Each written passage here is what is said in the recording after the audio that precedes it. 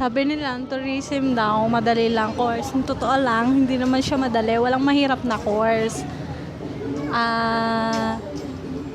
Kailangan mo din kabisadohin yung mga lahat. Culture, history ng iba't ibang bansa, language, ganon, lahat ng basta mahirap. Hindi siya madali. Yun lang. First question, nakaranas ka na ba ng course discrimination? Yes. Can you share your past experience about it? Ganito kasi yun, nagkaroon ng moment na ako mismo sa sarili ko yung nakarinig na kung paano nila dinibaw, paano nila dinidiscriminate ang person management based sa nakikita nila at sa alam nila.